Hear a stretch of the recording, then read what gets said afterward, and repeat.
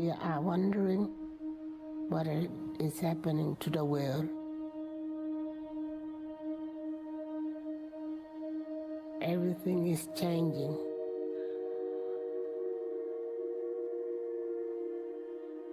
The very idea of human being some sort of natural concept is really going to change. Our bodies will be so high-tech, we won't be able to really distinguish between what's natural and what's artificial. This is profound. She said the very idea of human beings being some sort of a natural concept is going to change, and that our bodies are going to be so high-tech we will not be able to distinguish between what's natural and what's artificial.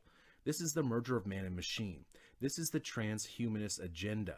This is the World Economic Forum's official video from their own YouTube channel.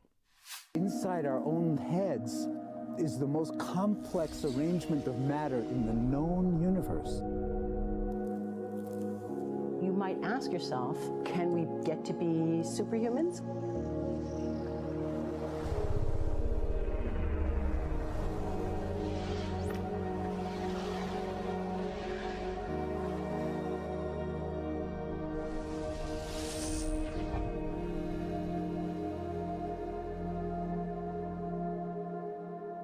The original Industrial Revolution was driven by the discovery that you could use steam engines to do all kinds of interesting things.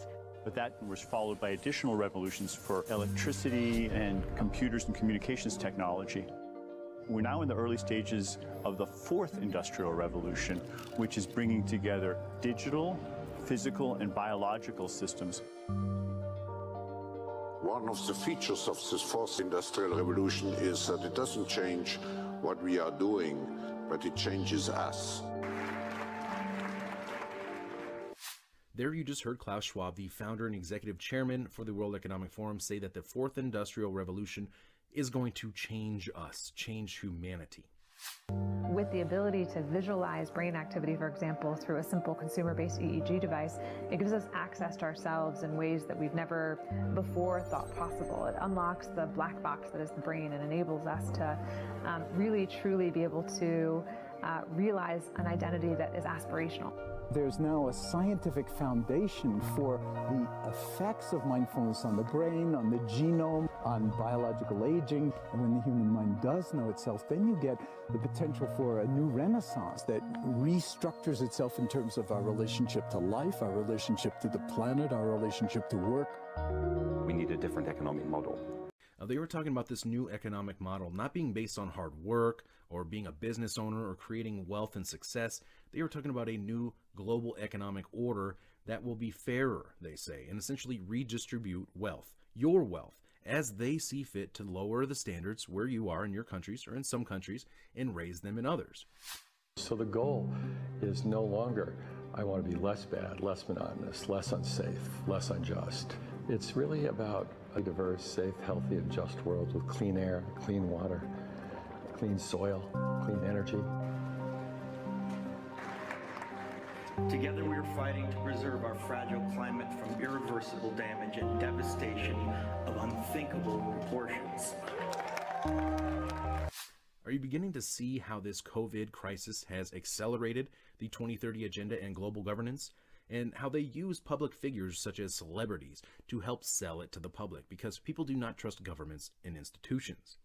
Now, of course, the fourth industrial revolution will be sold to humanity as a way to better mankind, a word which they don't want you to use. Mankind, the UN doesn't like that. They want humankind, right? Anyways, they will make paralyzed people walk again.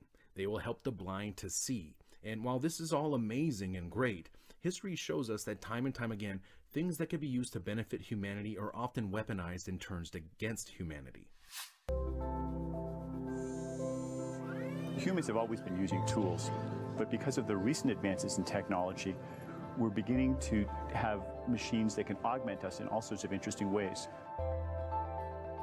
I was the first person in the world to be able to voluntarily move my legs while stepping in a robot by exciting the nervous system using electrical stimulators directly onto the spine. We believe that a cure will be possible if enough of the right people have the will to fast-track a cure for paralysis. The projection of 5 million jobs lost by 2020 to technology is serious, but it's not the main question. Construction, manufacturing, services, public health and education, these industries will still exist. The main question is, what will be the future of work? How will we define work? How will we share the wealth?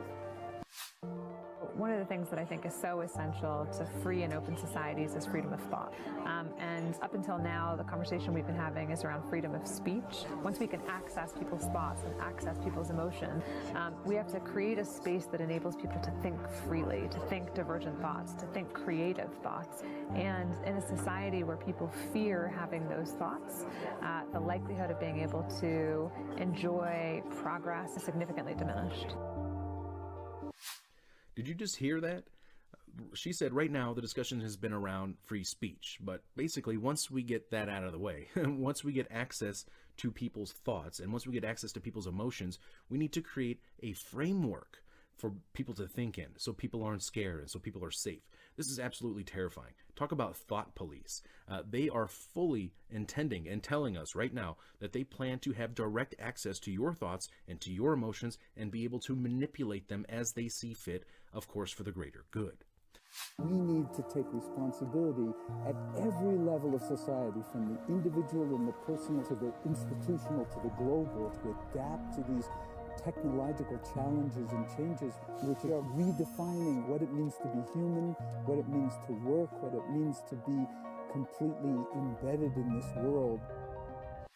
This is not about saving the planet. This is not about equality. This is about control. Many of the jobs will be taken by robots, so they will redefine work and what it means to work.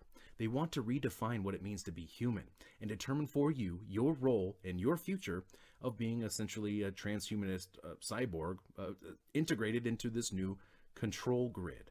Now, right now we are witnessing the controlled demolition of the current system of control by design in order to usher in this new transhumanist agenda, this new system of global governance, this new digitalized system of control where we will be unable to distinguish organic life from artificial.